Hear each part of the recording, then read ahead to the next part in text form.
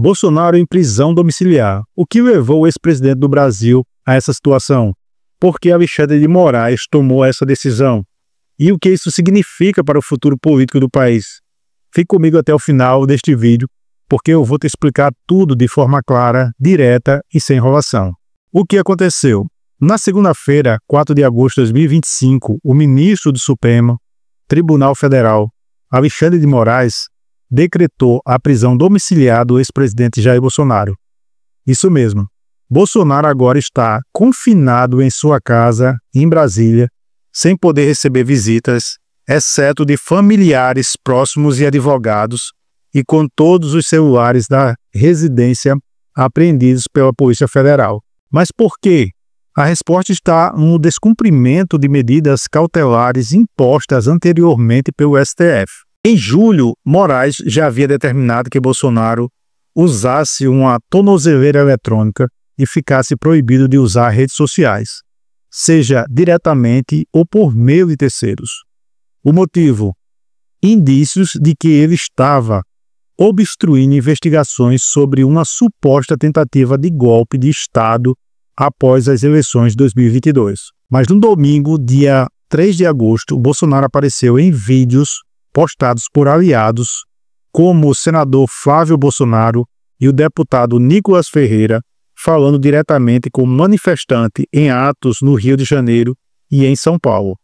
Essas postagens foram interpretadas por Moraes como uma clara violação das regras, com mensagens que incentivavam ataques ao STF e apoiavam intervenção estrangeira no judiciário brasileiro. E tem mais. Flávio Bolsonaro chegou a apagar um dos vídeos, o que para Moraes foi uma tentativa de ocultar a inflação. O resultado: prisão domiciliar e um alerta. Qualquer novo descumprimento pode levar à prisão preventiva. Mas será que isso é justo? Vamos mergulhar mais fundo. Para entender o que está acontecendo, precisamos voltar no tempo. Desde março de 2025, Jair Bolsonaro é réu no STF, acusado de 5 crimes graves, incluindo tentativa de abolição violenta do Estado Democrático de Direita. A denúncia apresentada pela Procuradoria-Geral da República aponta que ele e outros 7 investigados teriam planejado um golpe para impedir a posse do presidente Lula após as eleições de 2022. O julgamento está marcado para começar em setembro e as alegações finais já estão em andamento. Além disso, Bolsonaro está inelegível até 2030 por decisões do Tribunal Superior Eleitoral. A primeira condenação, em julho de 2023, veio por ele ter usado uma reunião com embaixadores estrangeiros para atacar o sistema eleitoral. A segunda, em outubro de 2023, foi pelo uso político das comemorações de 7 de setembro de 2022. Esses antecedentes pesam contra ele. Mas o que realmente levou à prisão domiciliar? Moraes acredita que Bolsonaro continua influenciando o debate político digital, mesmo estando proibido de usar redes sociais. Por exemplo, ele teria usado as contas de seus filhos parlamentares, Flávio, Eduardo e Carlos Bolsonaro, para divulgar mensagens que desafiam o STF. Um dos casos citados na decisão foi uma ligação em viva voz de Flávio durante um ato em Copacabana, onde Bolsonaro falou diretamente aos manifestantes. Outro foi uma chamada de vídeo com Nicolas Ferreira em Belo Horizonte. Para o ministro, isso não é só uma inflação, é uma tentativa de coagir o judiciário e obstruir as investigações. A defesa de Bolsonaro, por outro lado, diz que ele não descumpriu nenhuma ordem. Segundo os advogados, as falas em manifestações não configuram crime e Bolsonaro apenas exerceu seu direito de se comunicar. Mas será que essa explicação convenceu? Spoiler, até agora não. Fica comigo porque a coisa fica ainda mais complicada. A reação política e social. A decisão de Moraes caiu como uma bomba no cenário político brasileiro.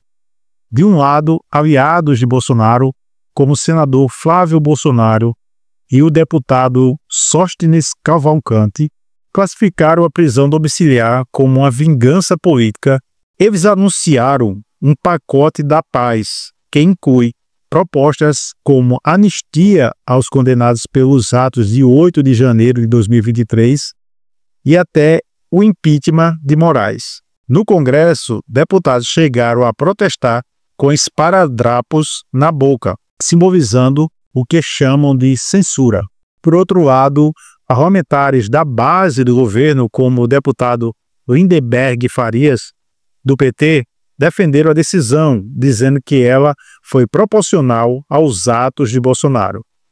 A deputada Duda Salabert, do PDT, foi além, afirmando que a democracia resiste e que Bolsonaro está começando a pagar por atentar contra ela.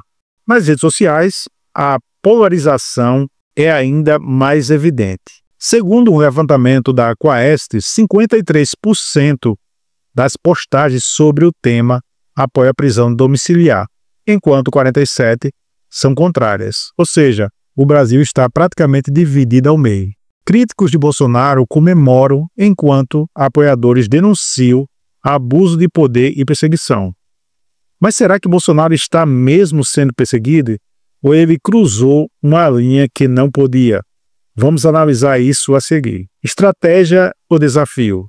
Para muitos analistas, a atitude de Bolsonaro não é um simples descuido. Rafael Maffei, professor da USP, diz que o ex-presidente tem desafiado o STF de forma calculada, quase como se quisesse provocar uma reação.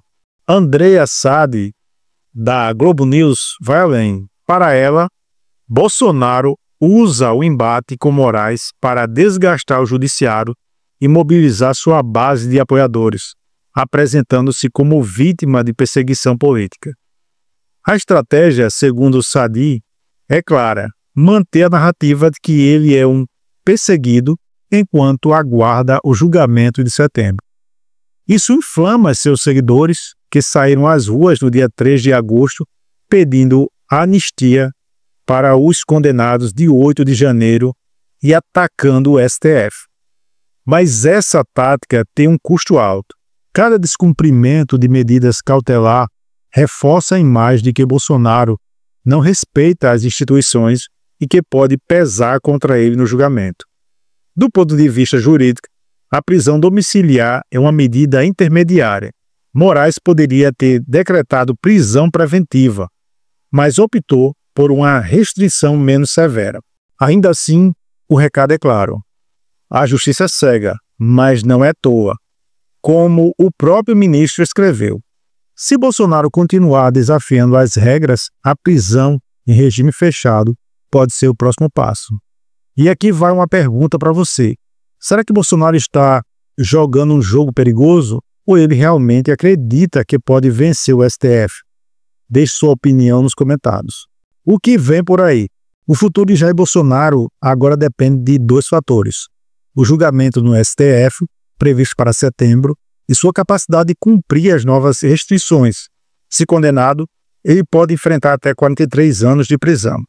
Embora especialistas acreditem que, por sua idade e saúde, ele poderia pedir prisão domiciliar humanitária, como aconteceu com o ex-presidente Collor. Mas o impacto vai além do ex-presidente. A prisão domiciliar reacendeu o debate sobre o papel do STF, o fórum privilegiado e até a relação entre Brasil e Estados Unidos.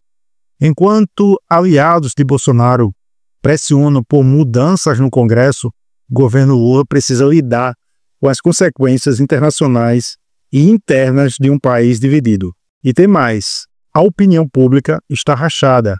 Uma pesquisa do Datafolha de agosto de 2025 mostra que 48% dos brasileiros defendem a prisão de Bolsonaro pela trama golpista, enquanto 46% são contra. Ou seja, qualquer decisão do STF será explosiva. O que você acha que vai acontecer? Bolsonaro será condenado ou ele conseguirá reverter essa situação? Deixe sua opinião nos comentários e compartilhe esse vídeo com quem precisa entender essa história. E aí, o que você achou dessa reviravolta? Bolsonaro em prisão domiciliar é só o começo de uma história que ainda vai dar muito o que falar? Se este vídeo te ajudou a entender o caso, não esqueça de deixar o seu like, se inscrever no canal e ativar o sininho para não perder as próximas atualizações. Compartilhe com seus amigos e venha discutir comigo nos comentários. Será que a justiça está sendo justa ou isso é perseguição? Até a próxima. Fique de olho no que vem por aí.